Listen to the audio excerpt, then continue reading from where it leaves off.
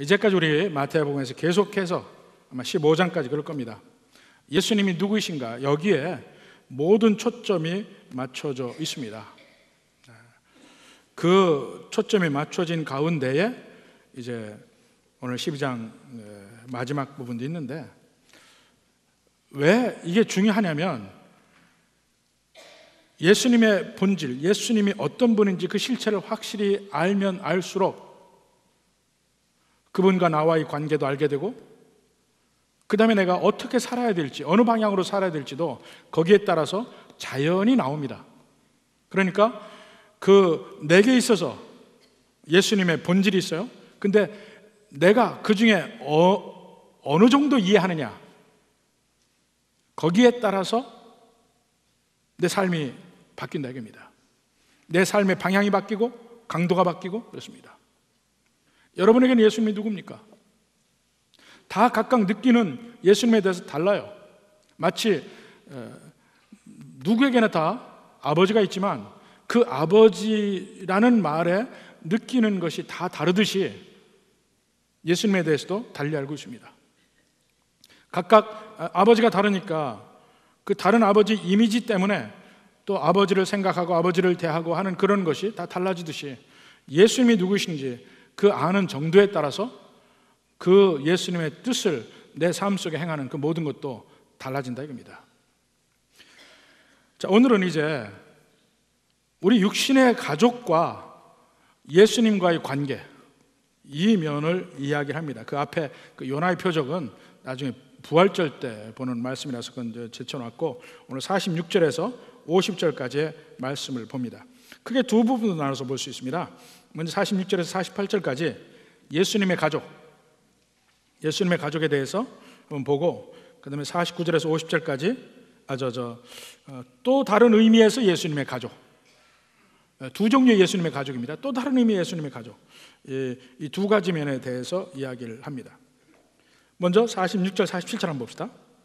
예수께서 무리에게 말씀하실 때 그의 어머니와 동생들이 예수께 말하려고 밖에 섰더니 한 사람이 예수께 여짜오되 보소서 당신의 어머니와 동생들이 당신께 말하려고 밖에 서 있나이다 하니 말하던 사람에게 대답하여 이르시되 누가 내 어머니이며 내 동생들이니 하시고.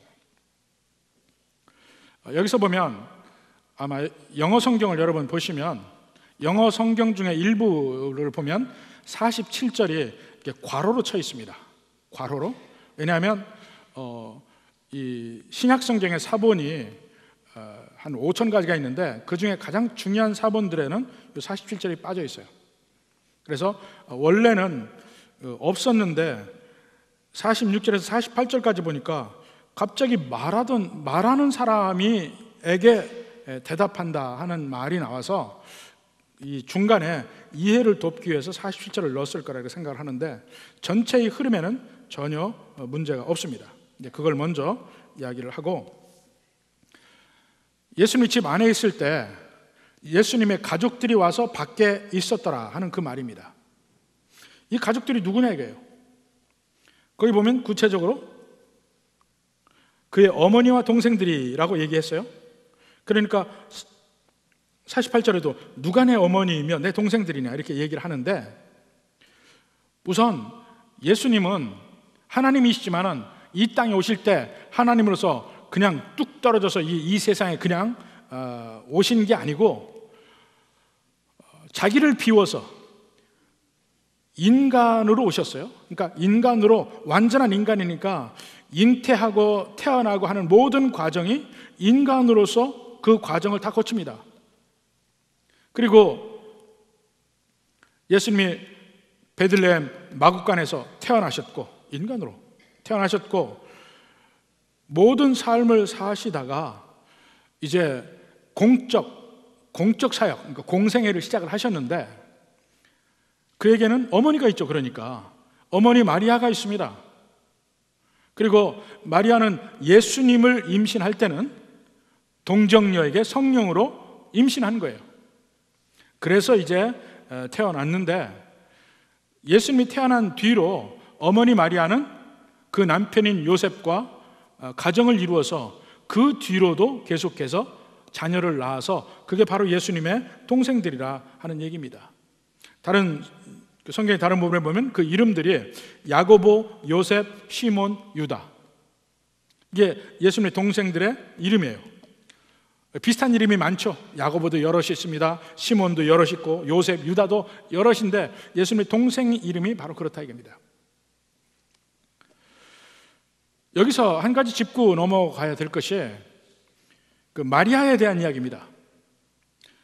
천주교에서는 마리아에 대해서 교리를 확립을 했습니다. 어떤 교리를 확립했냐면 마리아는 동정녀였고 예수님을 낳으실 때 동정녀였고 예수님을 낳으신 이후에도 끝까지 동정녀로 있었다 이거예요.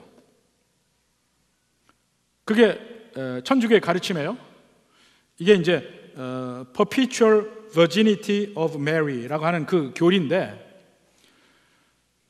영원한 동정녀예요. 그러면서 1950년대 중반에 가면 드디어 마리아의 위치를 신의 위치로 놓습니다. 신의 위치. 그래서 예수님이 구세주예요. 구원자, 리뎀터러입니다. 근데 마리아는 co-redemptress, 그러니까 여성형으로 공동 구원자의 위치까지 천주교에서 놓았습니다. 공동 구원자예요. 지금 그게 공식적인 천주교의 교리입니다. 여기서 보면 마리아는 예수님을 잉태한 딸 동정이었지만 그 뒤에는 일반 여자들과 똑같이 가정을 이루고 자식을 낳았다는 걸 알 수가 있어요. 그러니까 천주교에서 이야기하는 그 영원한 동정녀라는 개념은 성경과는 맞지 않는다 이겁니다. 예수님의 동생들이 나오잖아요. 이면을 먼저 이야기를 하고, 자, 이제 예수님의 가족들이 밖에 있죠. 왜 밖에 있냐 이거예요. 이 밖에 있는 의미를 공간적 의미, 영적 의미를 같이 볼 수 있습니다. 자, 마리아와 그 예수님의 동생들이 밖에 있어요. 근데 밖에 있는 이유가 여러 가지일 수도 있는데 이들이 예수님의 사역을 그 당시 믿지 않고 인정하지 않아요.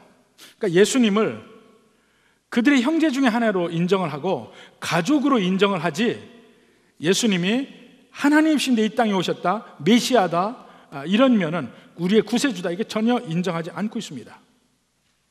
바로 이러한 면이 마가복음, 요한복음에도 나오고 또 누가복음에서는 그들이 들어오지 못한 이유가 그 안에가 너무 무리로 가득 차서 들어오지 못했다, 이렇게까지 설명을 하는데, 요한복음에 보면 좀 다른 얘기합니다. 요한복음 7장 5절에 보면 그 당시 예수님의 동생들의 상태가 뭐냐면, 이는 그 형제들까지도 예수를 믿지 아니함이라라 하는 말이 나와요. 그 앞에 7장 1절부터 4절까지 보면 어떤 말이 나오면, 예수님이 많은 기적을 행하는 걸 보고 차라리 예루살렘을 가시오 하는 그 동생들의 권고가 있어요. 근데 이건 여러 가지로 생각해 볼 수 있지만 그 동생들이 그렇게 권고하는 것이 예수님에 대해서 좋게 얘기한 건 아니에요. 왜냐하면 5절에 형제들이 예수를 믿지 아니했기 때문에 그 말을 했거든요. 안 믿었어요. 예수님의 모든 기적들, 병을 고치고 귀신을 쫓아내고 죽은 사람을 살리고 이런 모든 기적을 보았음에도 불구하고 예수님이 자기 형제 중 하나라고만 봤지 하나님이 이 땅에 보내신 메시아라고는 보지 않았다 입니다. 또 심지어는 뭐라고 얘기했냐면 그에게 미쳤다고 이야기를 했어요. 마가복음 3장 20절 21절 봅시다. 집에 들어가시니 무리가 다 모임으로 식사할 겨를도 없는지라. 그 다음에 21절, 예수의 친족들이 듣고 그를 붙들러 나오니 이는 그가 미쳤다 함이라라. 붙들러 왔어요. 미쳤는데 밖으로 돌아다니면 안 되잖아요. 집으로 데려와서 다른 사람에게 또 보호하고 다른 사람도 보호하고 이런 목적으로 왔다는 거예요. 이 가족들의 불신앙, 이걸 여기서 볼 수가 있습니다. 물론 그들이 예수님을 사랑 안 하는 게 아니에요. 사랑해요. 사랑하는데 그저 인간적인 사랑, 내 가족으로서, 내 형제로서의 사랑으로 사랑하는데 그 사랑은 사실은 하나님의 뜻과는 별개의 것이죠. 전혀 예수님의 가시는 길과는 다른, 전혀 도움이 되지 않는 그러한 육신적 사랑, 인간적 사랑이란 말입니다. 이러한 면으로 예수님께 지금 이 마리아와 그 동생들이 왔을 것입니다. 그들이 근데 믿지 않으니까 밖에 있어요. 그러니까 이게 다른 면에서 그들의 영적인 상태도 이야기해 주는 것입니다. 예수님의 사역 전혀 모르고, 예수님이 지금 가야 되는 길, 고난의 길, 십자가의 길 전혀 모르고, 심지어는 마리아는요, 처음에 가브리엘로부터 네가 잉태하리니 이름을 예수라 하라, 이 수태고지, 그걸 받을 때는 마리아는 마치 믿음이 있는 것 같았습니다.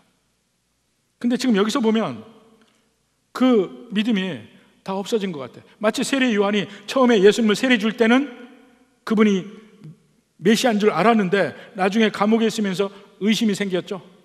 오실 그 이가 당신이니까 아니면 우리가 다른 일을 기다리오리까 묻습니다.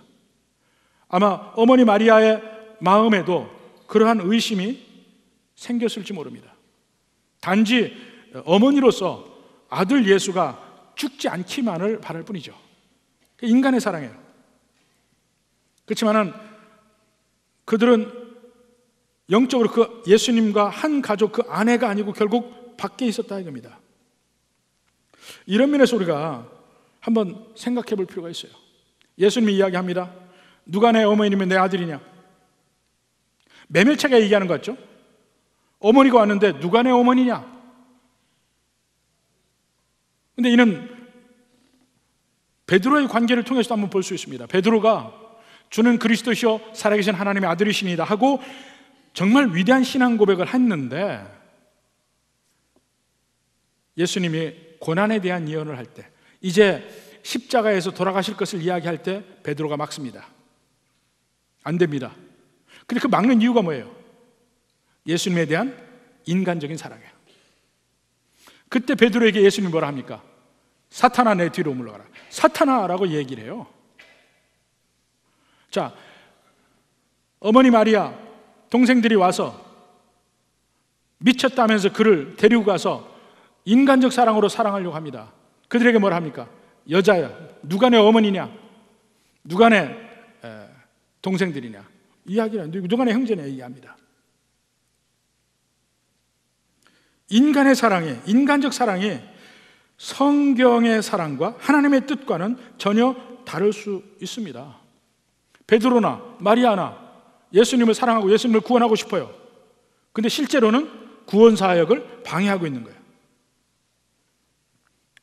이런 면을 우리의 가족들하고도 생각을 하면서 이 비춰가면서 한번 생각을 해볼 수가 있습니다.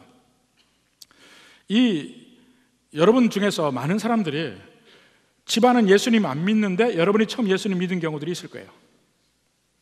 그러면 그때마다 가족들의 핍박과 가족들이 그 믿음을 막는 일이 굉장히 많이 있습니다. 많이 있어요. 근데 그런 것을 이상하게 생각하지 마라 이겁니다. 우리도 저와 제 아내가 예수님 믿을 때 양가 다 믿지 않았어요. 근데 저희 아버지는 막 반대를 하고, 처음에 예수님 믿을 때 저희 장인어른이 저하고 우리 집사람하고 뭐라고 얘기했냐면, 믿는 건 좋은데 미치지 마라, 미치지 마라 그랬어요. 미치지 말래. 근데 믿은 지 얼마 안 돼서 미쳤죠. 미쳤어. 왜냐하면 신학교를 갔으니까. 신학교를 가고 나서 연락을 드렸습니다. 장문의 평지를 다 쓰고 했는데, 저희 아버지는 깜짝 놀래고 말도 안 되고 전화해서 무조건 한국에 나오라는 거야. 한국에 나와라. 근데 갈 수도 없고 완전히, 그래서 의절을 했습니다. 상당히 한 1년 동안 이 의절을 했는데 1년 뒤에 우리 둘째 아들을 낳았어요. 아들을. 첫째가 딸이었고 둘째 아들인데 아들을 낳았어요. 그 아들을 낳고 돌이 될 때 우리 장인이 우리 아버지, 우리 부모님을 손주가 돌이니까 한번 가보시라고 의절을 했는데 가보시라고 비행기표를 끊어드렸어요. 그러니까 우리 부모님이 할 수 없이 미국에 왔어요. 사돈이 비행기표 끊어져가지고. 근데 와서 보고 거기서 마음이 녹아지고 비로소 허락을 받았습니다. 그때 온 교회가, 교회 크지도 않죠. 온 교회가 마침 그때가 우리 아버지 환갑이었어요. 환갑잔치를 다 차려드리고 교회에다가 환갑잔치 상을 하고 온 교인이 거기 가서 아버님 만수무강하십시오 하고 절했어요. 그리고 나서 다 풀어졌어요. 그렇지만 처음에 그 기간 동안은 완전히 의절했었다니까요. 성경에도 계속 나옵니다. 10장 21절 우리 앞에 봤죠? 10장 21절 장차 형제가 형제를 아버지가 자식을 죽는 데에 내주며 자식들이 부모를 대적하여 죽게 하리라. 또 10장 36절에도 보면 사람이 원수가 자기 집안 식구리라. 서로 원수가 돼. 이상하게 믿고 안 믿는 사람이 같이 있으면 서로 안 맞아요. 그걸 이상하게 생각하지 말아야 됩니다. 어떤 집은 보니까 새로 예수님 믿는 사람이 생기면 조용하던 집안이 갑자기 분란이 나요. 서로 명절 때 보면은 참 어려움이 생깁니다. 그걸 이상하게 생각하지 마라. 오히려 그거에 내가 제대로 예수님 믿는 길을 가는구나 이렇게 생각하라 이겁니다. 영적 전쟁이 거기 일어나요. 그리고 두 번째로 생각할 것은 믿지 않는 부모, 믿지 않는 자녀, 아니면 믿지 않는 형제들이 핍박하고 괴롭히고 못 믿게 하려고 온갖 여러 가지 일을 할 때 그냥 좀 길게 좀 참아주라 이겁니다. 길게 참아주라. 시간이 지나면 언젠가 그들이 돌아올 거라 이겁니다. 사실 우리 한국에서도 보면 한 세대 전에 보면 예수 믿는 사람이 많지 않았습니다. 60년대, 70년대 초까지만 해도 예수 믿는 사람이 그렇게 많지가 않았어요.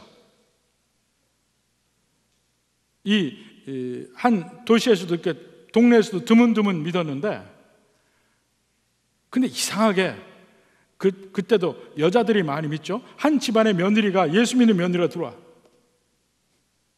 그것 때문에 문제들이 생겨요. 막 제사 문제가 생기고 하니까. 근데 살다 보니까 한 30년, 40년 지나가 보니까 그 집안들이 다 예수님을 믿는 집안으로 변해 있어요. 어떻게 됐는지 모르지만 참 신기해요. 그런 일들이 벌어집니다. 예수님 가정도 마찬가지예요. 예수님 가정도 마리아를 봅시다.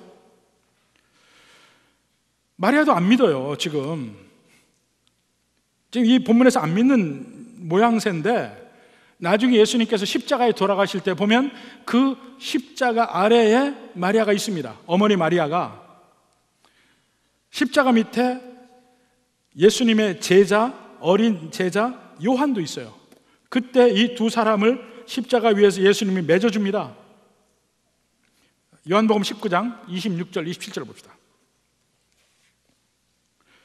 26절 예수께서 자기 어머니와 마리아죠, 사랑하는 제자, 이 사랑하는 제자는 요한복음에 보면 사랑하는 제자라고 나오는 게 전부 요한복음을 쓴 요한 자신을 이야기해요.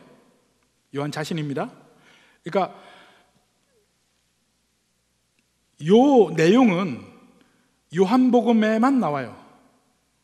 다른 마태, 마가, 누가복음에는 안 나와요. 그러니까 이 부분은 요한만이 알 수 있는 이야기를 요한의 신앙 고백으로 쓰고 있는 거예요. 자, 사랑하는 제자가 곁에 서 있는 것을 보시고 자기 어머니에게 말씀하시되 여자여 보소서. 그 여자여 하는 말이 낮춘 말이 아닙니다. 여자여 보소서 아들이니이다. 어머니 마리아에게 요한을 가리키면 요한을 보소서 아들이니이다. 그 다음에 27절에 보면 또 그 제자에게 이르되 요한에게 보라 내 어머니라. 어머니다, 아들입니다. 맺어줘요. 예수님의 동생들도 있는데 그 뒤로는 요한이 어머니로 모시고 삽니다. 죽을 때까지, 수십 년 뒤에까지. 요한이 나중에는 말년에 에베소에서 살았어요. 에베소에서 몇 번 죽임을 당할 뻔하다가 안 되니까 반모섬으로 유배도 가고 이렇지만 마지막에 에베소에서 살다가 죽습니다. 근데 지금도 가보면 마리아의 집이 남아 있어요. 옆에서 요한이 모시고 살았던 거예요. 그 십자가 아래에서 어머니 마리아가 예수님을 볼 때 비로소 아들인 예수가 아니고 구세주 예수를 만납니다. 구세주 예수. 그래서 예수님이 부활하시고 그 뒤에는 마리아뿐만 아니라 동생들까지도 예수님을 내 형제, 내 형, 내 가족인 예수가 아니고 구세주로서 믿기 시작해요. 구세주로.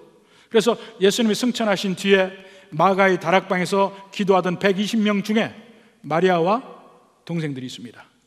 사도행전 1장 14절 봅시다.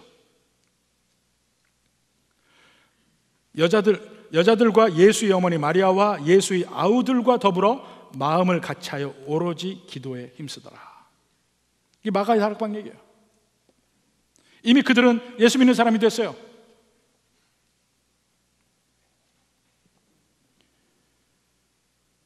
마리아가 나중에 예수님이 돌아가실 때 아니면 그 직후라도 드디어 구원받은 사람으로 바뀌었다 이겁니다. 나중에. 그리고 그 중에 예수님의 동생 중에 야고보가 있습니다. 야고보. 예수님의 제자 야고보도 있지만 제자 야고보는 일찍 순교합니다. 사도행전 보면 나오죠. 일찍 순교해요. 헤롯이 죽입니다. 근데 사도행전 15장에 나오는 예루살렘 당회장으로서 야고보가 나오는데 바로 이게 예수님의 동생 야고보예요. 그러니까 초대교회에서 예수님이 돌아가신 이후에 초대교회가 형성이 됐는데 그 중에서 리더 역할을 예수님의 동생인 야고보가 했다는 거예요. 12사도들은 전부 밖으로 나가면서 복음을 들고 밖으로 퍼집니다. 근데 본부인 예루살렘 교회의 당회장은 예수님의 동생인 야고보가 했어요. 가장 리더의 위치에 있었습니다. 그러니까 바울이 1차 전대행을 마쳤을 때 놀라운 일이 벌어졌죠. 이방인이 복음을 받아들이는 일이 벌어진 거예요.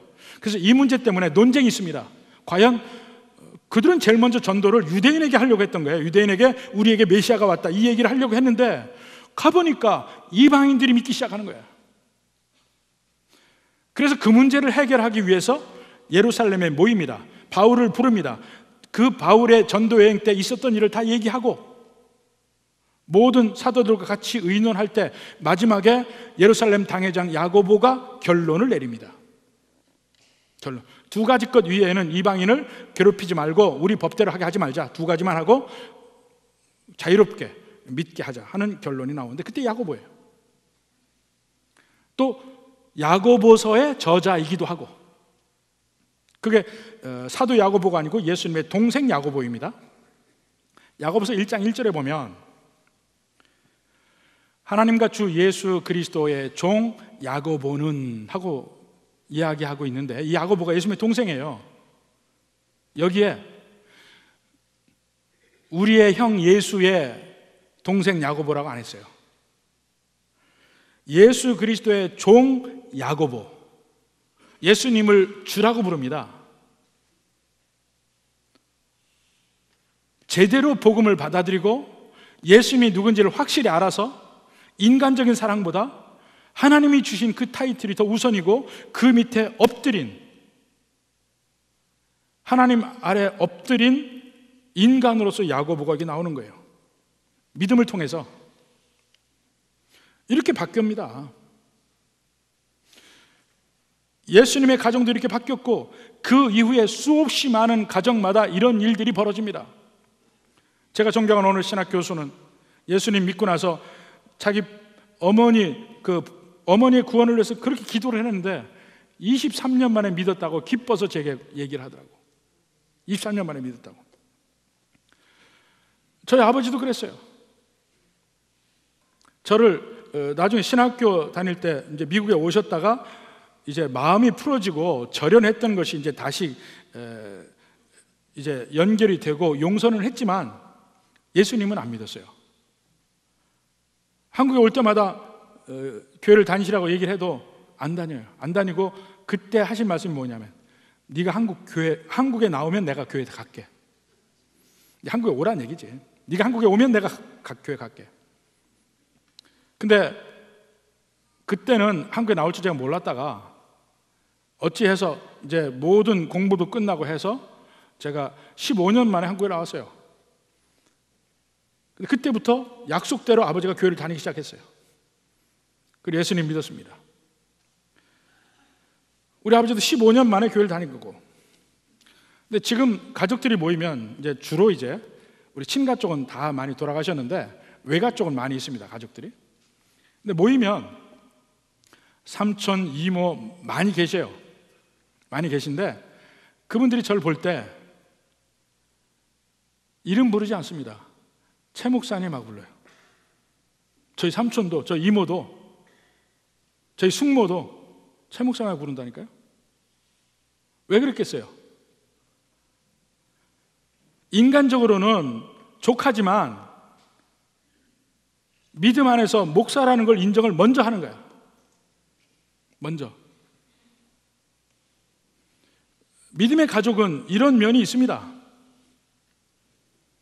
먼저 주님의 계획과 주님의 뜻을 먼저 생각하는 거예요. 마치 야고보가 자기 형임에도 불구하고 주 예수 그리스도의 종 야고보라고 하는 것처럼 그렇게 바뀌는 거예요. 인간의 가족, 예수님 믿으면 전혀 다른 관계로 바뀝니다. 처음에 안 믿을 때는 가족이지만 가족이 아니야. 사실은 가족이지만 가족이 아니야. 예수님을 같이 믿을 때 비로소 가족의 관계가, 진정한 가족의 관계가 회복이 되는 거예요. 그리고 그 다음에 예수님이 하신 말씀을 더 봅시다. 49절 50절에 여기에 제목을 뭐라고 붙였냐면 오늘 제목처럼 물이 피보다 진하다 얘기했습니다. 일반적으로 피는 물보다 진하다고 그러잖아요. 피는 물보다 진하다. 근데 여기 물은 뭐냐? 예수님을 믿고 받는 세례의 물을 이야기합니다. 예수님을 믿고 이제 나와 예수님이 하나라는 그 면을 표현하는 것이 세례의 물이거든요. 근데 그 물을 통해서 예수님과 내가 어떻게 돼요? 하나가 됩니다. 연합이라고 이야기하는데 하나가 돼. 내 안에 예수님이 계시고 예수님 안에 내가 있고 이 관계가 됩니다.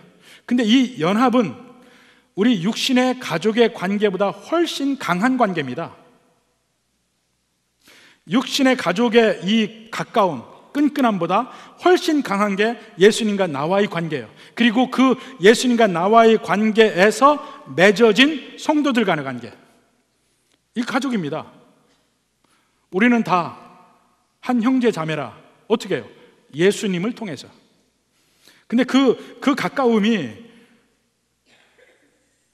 일반적인 육신의 내 가족과도 비해서 훨씬 가깝다는 얘기예요. 실제로 명절 때 한번 모여보십시오. 안 믿는 가족하고는요 할 말이 없습니다. 명절 때 모이면 안 믿는 가족들 주로 무슨 말 합니까? 정치 얘기하죠, 뭐 취미 얘기하죠, 같이 술 먹죠. 막 이렇게 하면 그 중에 이제 믿는 가족들끼리 따로 모여요. 그 따로 가족 중에서도 믿는 사람들끼리 모이면 말을 안 해도 마음이 통해. 말을 안 해도 마음이 통해서 같이 은혜 받은 얘기하고 같이 서로 북돋우고 우리 같이 온 집안을 같이 복음으로 이깁시다. 서로 같이 다짐도 하고 막 이래 합니다. 틀려요. 그러니까 정말 복된 집안들은 다 예수님 믿어서 모일 때마다 찬송하는 그런 집들이에요. 여러분 집에 그런 집이 있으면 다 복된 집인 줄 아세요. 그때까지는 힘들다니까. 이 육신의 가족과 그 영적인 예수님 안에 그게 달라서 그래. 근데 예수님 안에서의 가족, 예수님과 내 관계, 그 안에서의 모든 우리 믿음의 형제들 간의 가족 관계, 이게 훨씬 끈끈한 거예요. 실제 생활에서 보십시오. 육신의 가족보다 훨씬 자주 만나는 게 영의 가족들이에요. 자주 만나. 할 얘기도 훨씬 많아요. 만나면 만날수록 할 얘기가 더 많아. 이상하죠? 오랜만에 만나면 할 얘기가 많을 것 같은데 할 얘기가 없어요. 자주 만나면 계속 얘기했는데도 또 할 얘기가 있어. 그 중에 여자들은 특별히 더 하고.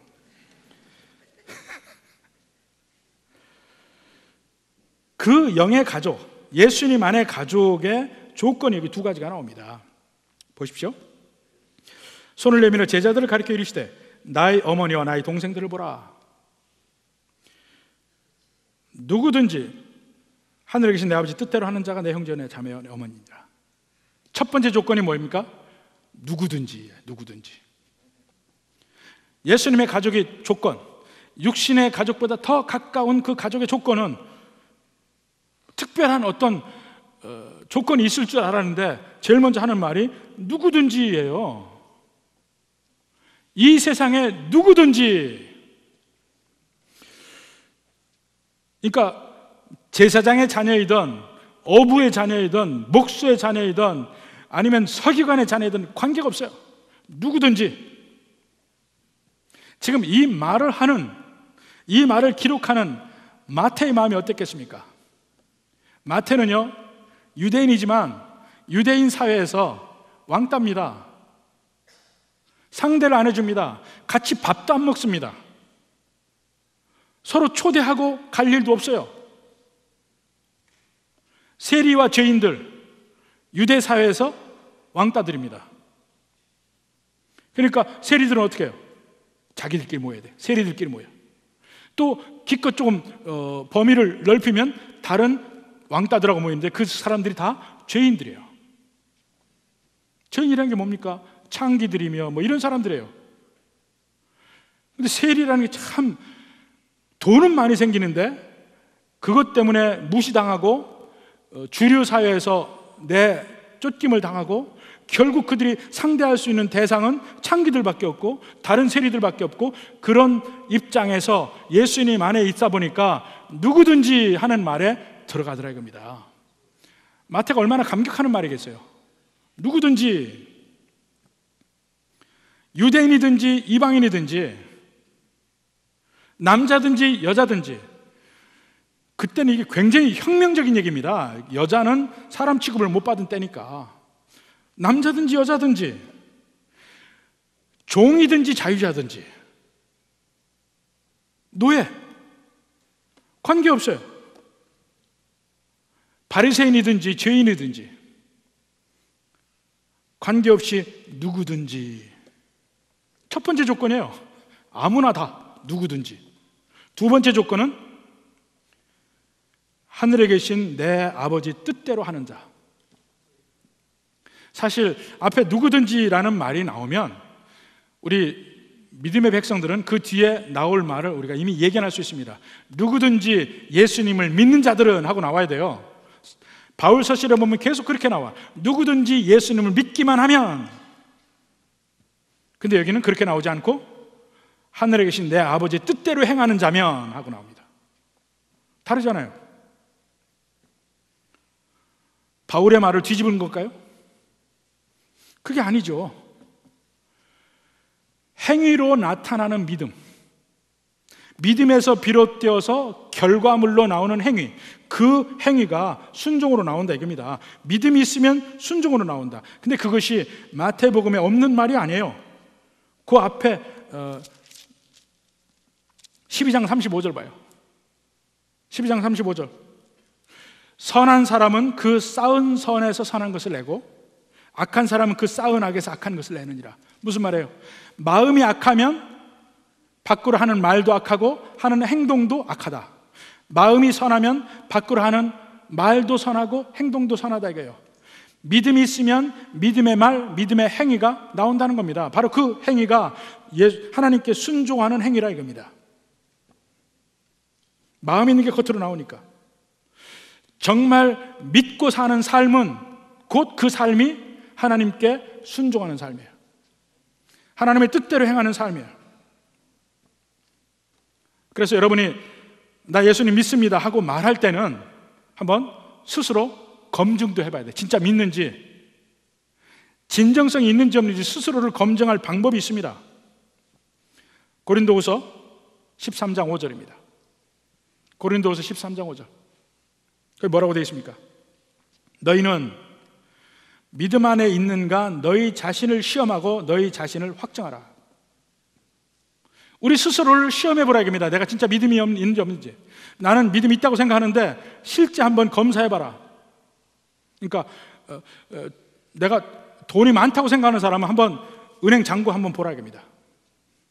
진짜 돈이 많은지. 그런 말이 있습니다. 막 빚 때문에 정신없는 사람들이 있어요. 그 사람들에게 제일 먼저 하는 조언이 뭔지 아십니까?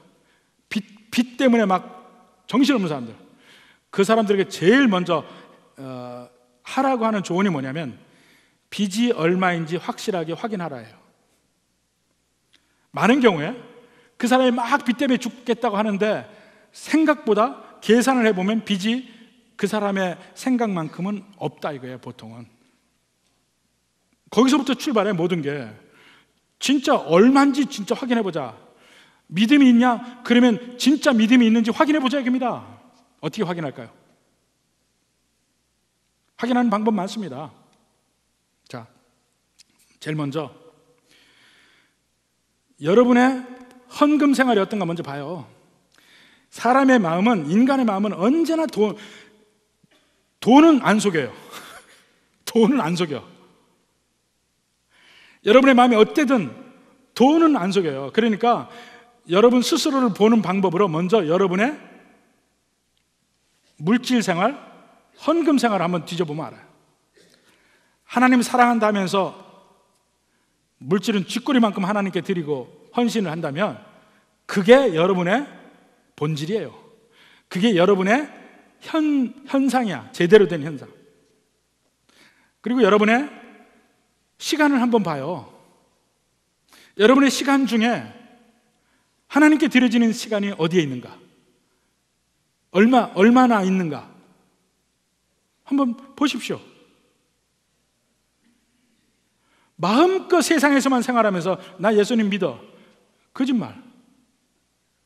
그 스스로 한번 생각해 보라 이겁니다. 여러분의 관심도 한번 생각해 봐요. 어디에 관심이 많은가? 그 안에 믿음에 관한 관심이 빠져 있으면 여러분은 안 믿는 사람이야. 시험해 보십시오. 내 삶 속에서 얼마만큼 하나님 말씀을 보면서 그 말씀대로 살려고 노력하는 면이 내 삶에 있는가 없는가? 믿음이 있으면 드러나게 돼 있어요. 순종하려고 노력합니다. 하나님의 뜻대로 행한다 하니까 하나님의 뜻이라고 성경 전체 하나님의 뜻이 나오지만 명시적으로 하나님의 뜻이라고 나온 몇 부분을 한번 봅시다. 그러면서 이대로 행해야 예수님의 가족이라고 할 수 있다 이겁니다. 제일 먼저 데살로니가전서 5장 16절, 17, 18절 봅시다. 잘 아는 말이에요. 항상 기뻐하라, 쉬지 말고 기도하라, 범사에 감사하라. 이것이 그리스도 예수 안에서 너희를 향하신 하나님의 뜻이니라. 여러분을 향한 하나님의 뜻이 뭐예요? 항상 기뻐하라, 쉬지 말고 기도하라, 범사에 감사하라. 여러분의 삶 속에 불평, 불만이 넘친다면 여러분은 하나님의 뜻을 어기고 있습니다. 여러분의 삶에 기쁨이 없다면 여러분은 이미 하나님의 뜻을 어기고 사는 겁니다. 예수 믿는 사람은 얼굴이 밝아지고 예수 믿는 사람은 화장품보다 더 좋은 화장품이 믿음의 화장품이라고 있어요. 얼굴을 보면 압니다. 실제 우리 체험을 많이 했습니다. 예수님 처음 믿는 사람, 처음에 교회 왔을 때 얼굴하고 진짜 예수님을 믿고 나서 바뀌는 얼굴하고 보면요, 정말 달라요. 그분들에게 얘기해. 최소한 화장품 값이라도 내라고 그래. 항상 기뻐. 쉬지 말고 기도하라. 범사에 감사하라. 그게 하나님 뜻이라. 이게 우리를 향하신 하나님 뜻.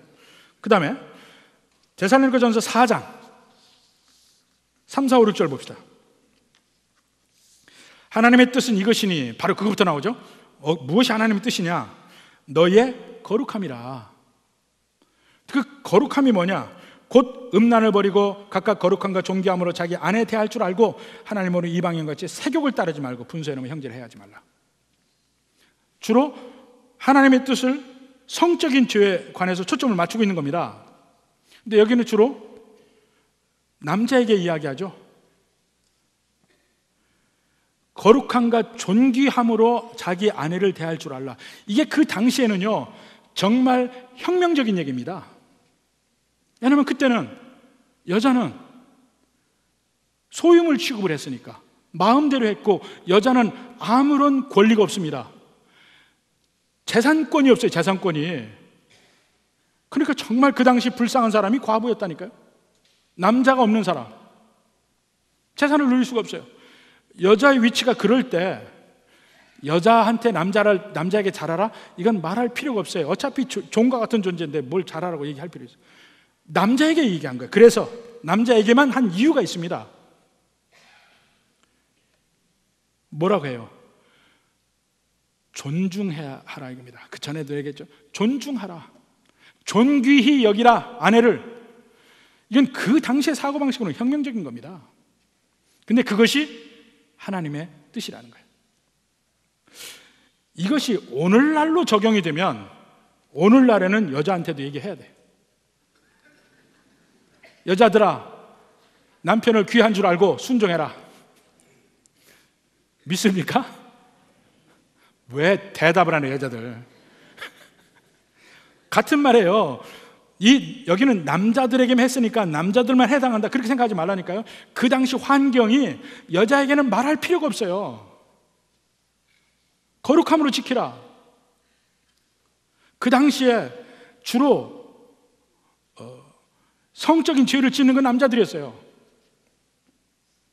근데 요즘에는 여자들까지 같이 얘기해야 돼. 왜냐하면 요즘 사회는 여자들도 사회생활을 하니까 같이 밖으로 같이 나가니까 같이 얘기해야 돼. 거룩함을 지키라. 서로 남편은 아내를, 아내는 남편을 존귀히 여기라.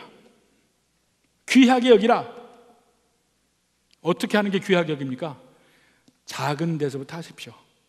특히 남자들에게 얘기하는데 작은 데로. 한국의 출산율이 낮은 가장 큰 이유는 안 돕는 남편 때문이라. 맞습니까? 그것 때문이에요. 결국은 여자들이 내가 미쳤냐, 나 혼자 고생하는데 내가 뭐하러 애를 낳냐, 그거 아니에요. 결국은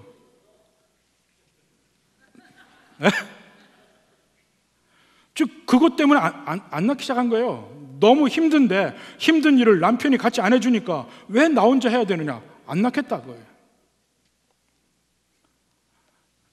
아내를 존귀하게 여기는 일은 뭐 크게 이벤트 열어서 여자에게 뭐 갖다 주고 그런 것보다도 작은 일부터 한번 해보십시오.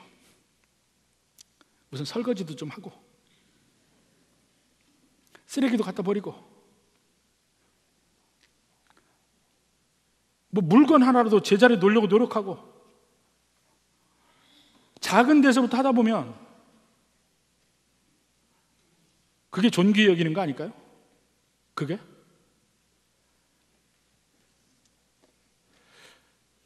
하나님의 뜻이다. 이거 한번 보세요. 하나님의 뜻이다. 아내를 존귀히 여기는 것, 남편을 존중하는 것. 내를 깔지 말고. 왜 밖에 나가서 여자들끼리 수다를 떠는데 꼭 남편 흉보는 사람들이 있어. 나 그런 사람들 너무 싫어. 근데 우리 집사람한테 제발 그런 일을 하지 말라고 그래. 여자들이 그렇게 하는 건 너무 싫어. 왜 자기 남편은 자기에게 얼굴이 침뱉는 거예요. 남편을 존중하라, 존귀히 여기라. 남자니까 자꾸 그렇게 얘기를 하게 되는데 먼저 남자에게 하는 명령입니다. 마지막으로 요한 1서 2장 봅시다. 요한 1서 2장 15절 17절. 이 세상이나 세상에 있는 것들을 사랑하지 말라. 누구든지 세상을 사랑하면 아버지의 사랑이 그 안에 있지 아니하니 이는 세상에 있는 모든 것이 육신의 정욕과 안목의 정욕과 이생의 자랑이니 다 아버지께로부터 온 것이 아니요 세상으로부터 온 것이라. 이 세상도 정욕도 다 지나가되 오직 하나님의 뜻을 행하는 자는 영원히 거하느니라. 하나님의 뜻을 행하는 자. 무엇이 하나님의 뜻을 행하는 거예요? 이 세상의 거 다 좋은 줄 압니다. 나를 편안하게 하는 거 좋아하고요. 내가 좀 자유함을 느끼게 되는 거 더 좋아하고, 돈이 많으면 좀 더 자유로워지잖아. 이 세상이 좋아하는 거 예수 믿는 사람 다 좋아해요. 그렇지만 그것과 하나님 뜻을 행하는 것과 경쟁 관계가 된다면 언제나 하나님의 뜻을 행하는 것을 택하라 이겁니다. 언제나 그게 경쟁이 된다면 하나님 뜻을 먼저 택하라. 그게 예수 믿는 사람의 삶이라 이겁니다. 그게 예수님과 한 가족이 되는 사람의 삶이라. 이렇게 하다 보면요, 성도들끼리도 더 하나가 되고 정말 그 하나됨이 육신의 형제자매보다 더 가깝고 더 헌신하는 관계가 됩니다. 여러분은 어떻습니까? 여러분의 영원한 가족이 어디 있습니까? 바로 옆에 있는 사람들입니다. 부디 이러한 영원히 가는 이 사랑 속에서 우리를 발견하고 이 사랑을 함께 나누어서, 물론 천국이 우리 죽어서 가는 그곳에도 있지만 우리 교회도 그러한 면에서 천국이 되기를 주님의 이름으로 축원합니다.